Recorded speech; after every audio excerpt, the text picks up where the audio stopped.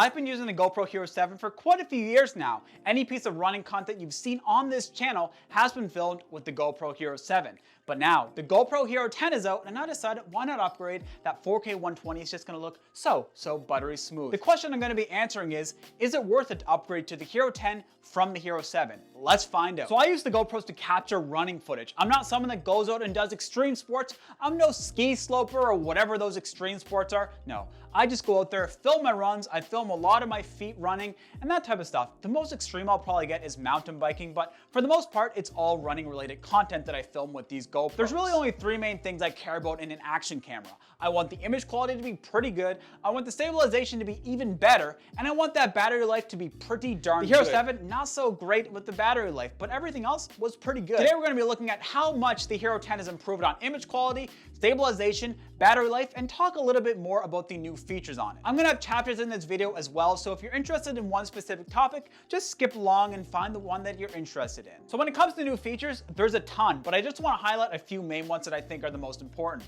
First of all, you get a bunch more resolutions. You can go all the way up to 5.3K, look at all those pixels, and film at 60 frames per second. On the GoPro Hero 7, you were limited to 4K at 60 frames per second, which is still pretty good. There's absolutely nothing wrong with that. But what we're gonna see here is even at the same 4K quality, they're not the same quality. It's very interesting. Just wait till you see that in the image quality section. We're also getting a better stabilization, 4 iterations better of stabilization. Along with the stabilization, you're gonna get horizon leveling on the Hero 10. And for slow motion, like I alluded to in the intro, we're gonna get 4K 120 on the Hero 10. And all this is being made possible because GoPro put in their brand new GP2 chip. And also what they've said is, in the future, they're gonna be able to enable different frame rates, different resolutions, just through firmware upgrades. So that's something to look forward to with the Hero 10 as well. You also get a hydrophobic lens on the Hero 10 compared to the Hero 7, and that means that when it's raining and you're out there filming, the rain shouldn't get stuck on the lens and distort your shot. I know I've ruined quite a few shots on the Hero 7 because of rain, unfortunately. And another great thing is you get a bigger battery in the Hero 10. There's a ton of other features in the Hero 10 that I didn't mention here, but this is not a Hero 10 review, stay tuned for that though. This is simply a comparison between the Hero 7 and the Hero 10. Now, with that out of the way, let's talk about the build quality between the two. The first thing I noticed when I unboxed the Hero 10 was just how much better the build quality seemed to be when compared to the Hero 7. The Hero 7, when I have it in hand now, feels really dinky in comparison to this hefty boy of the Hero 10. It is quite a bit heavier than the Hero 7, so if that's something you care about, that's something to keep in mind. But with that extra build quality, you also get a built-in mount. So having the built-in mount compared to having to put a cage on the GoPro to put on selfie sticks and all the different things is honestly a game changer and something that I didn't think I'd enjoy as much as I am enjoying. And in the build quality, it's also the addition of the hydrophobic lens. Like I had mentioned, in the rain, the hydrophobic lens is supposed to kind of repel water and not distort the shot like you get in the Hero 7. I've destroyed so many shots when I was out there running, trying to film some great shots. I was looking really nice running. The Hero 7 just completely destroyed the shot because water got on the lens and, well, that was game over. But overall, the build quality is vastly improved compared to the Hero 7. The Hero 10, much more sturdy build, and honestly, I'm surprised at how much better the build quality has gotten in just a few iterations. Another thing is the quality of the microphones has vastly improved. Take a listen to this. How do these sound in terms of microphone quality? I would consider this to be kind of a windy day, so how does it sound in terms of microphones? And I think this would be a good time to say, hey, if you're enjoying the video, please consider hitting that like button right down below, and if you haven't already, hit that subscribe button because we're doing lots more Hero 10 content. See what I mean? The Hero 10 audio sounds so much better than the Hero 7, and pretty much every GoPro clip you're gonna hear from now on out will be filmed with the Hero 10 audio. Now we're on to the image quality, and this is the section that I was most excited to go out and shoot for you folks. What I want to do is get a baseline comparison. I want to go out there and have a 4K 30 shot on the Hero 10, 4K 30 shot on the Hero 7, and see how they compare when shooting at the same resolution, same frame rate, same settings, all the like. How does it compare one for one? Here's the results.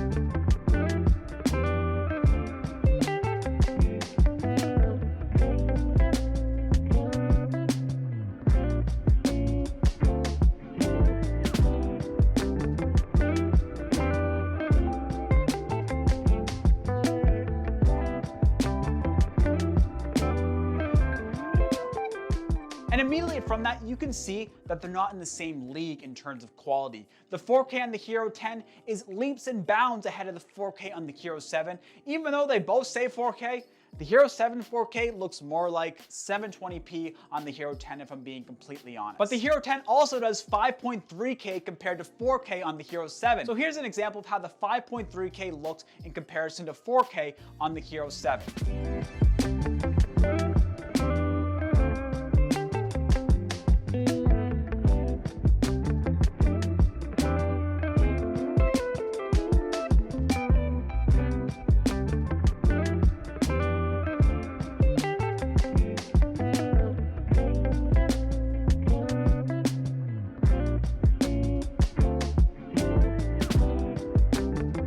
Honestly, I don't know if I noticed that big of a difference compared to 4K on the Hero 10 compared to 5.3K on the Hero 10, but what the 5.3K resolution allows you to do is if you're out there and you want to crop in on an image, you're not going to lose a bunch of resolution by cropping in if you shot it in a 5.3K image. So that's something to keep in mind. Although it doesn't look so much better than the 4K, you do have a little bit more flexibility in terms of cropping with the 5.3K.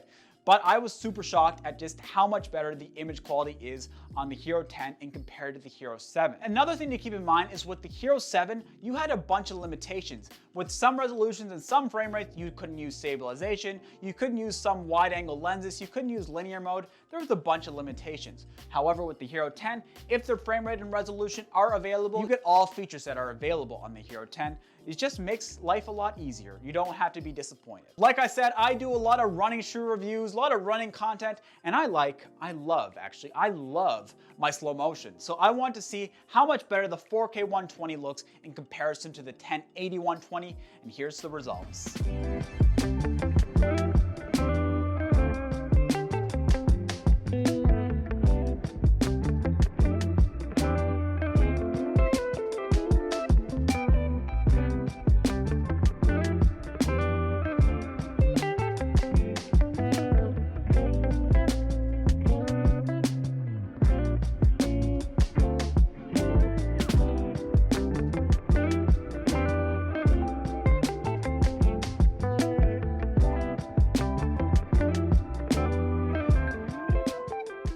Do you see what I mean? Like the 4K 120 just, in my opinion, looks worlds better compared to the 1080 120. I think that's kind of obvious that it would look better, but I'm just shocked at how much better it looks. And another thing that can really impact the image quality of your video is stabilization. So let's see how much better the stabilization is on the Hero 10. We're just gonna use the standard stabilization and the standard stabilization on the Hero 7 for this first test. Here's the results. Let's test out how much better the Hypersmooth version 4 is compared to the Hypersmooth version 1 on the Hero 7. Let's just do a quick jog.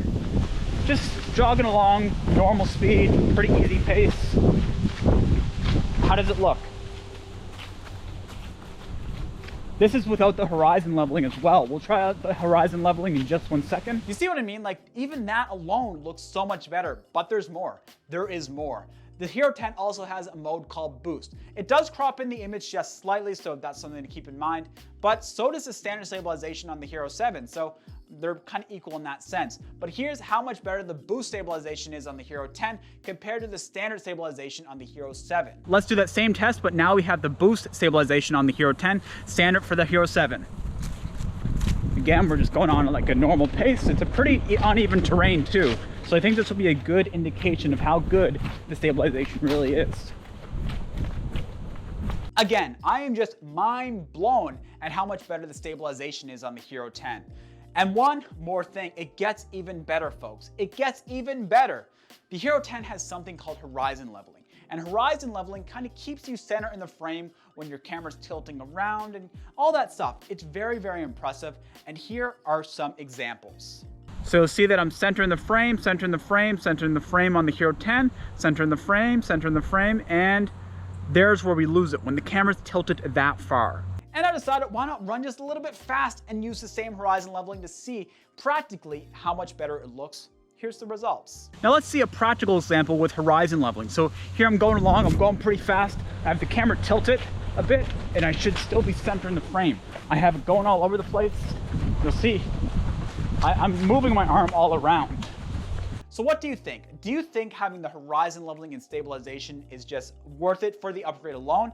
In my opinion, it really makes a good case for upgrading for just those two new features. And we can't not talk about the front-facing camera, of course. It is kind of useful to use, but honestly, I don't really care about front-facing cameras.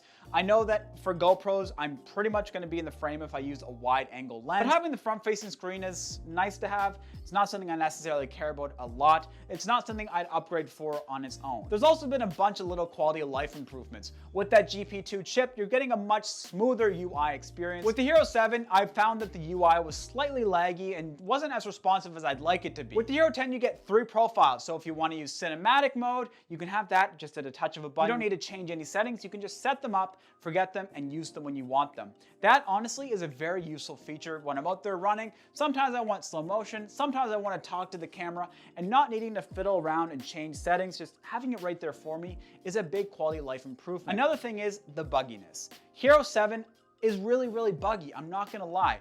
I was out there shooting for a couple of hours today, and I had the GoPro crash at me 2 times. It froze a bunch of times.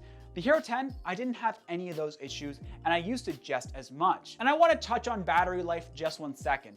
I didn't do a full battery life test, but GoPro does say the Hero 10 will get better battery life because of that bigger battery. But I'm not so sure. I'm not convinced just yet, because even though it has a bigger battery, you're putting a higher frame rate, higher resolutions through this camera, so I think it's kind of going to be equal or something. I'm not totally convinced. I'll do a battery life test and update. I'll update in the comment section when I have more results. So folks, we're nearing the end of the video, and the question needs to be answered. Should you upgrade from the Hero 7 to the Hero 10?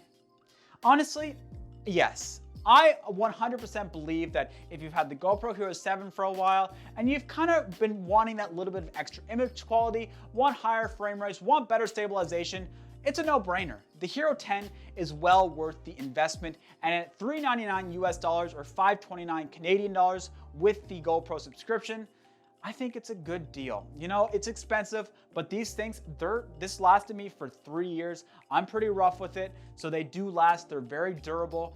I do think that it is worth the upgrade at this time. There's definitely a bunch of improvements. Anything that you can say with the Hero 7 has been improved with the Hero 10. And you saw the images, you saw the tests. So if that's not enough to convince you, just wait for the next best thing. But folks, if you have some money sitting and burning in your pocket, it's time to upgrade. That is my opinion, and I'm sticking to it. Thank you all so much for making it to the end of this video. If you liked the video, please hit that like button down below. And if you haven't already, please hit that subscribe button. There's also going to be links to the GoPro Hero 10 in the description down below. Keep in mind they are affiliate links. They don't mean much to you. They're not going to cost you anything extra. They just help me support this channel and keep on buying these shoes. Look how many running shoes I have. Do you think that well, I'm just going broke buying running shoes, but that's okay. Thank you so much for making it to the end of the video. I will see you on the next one.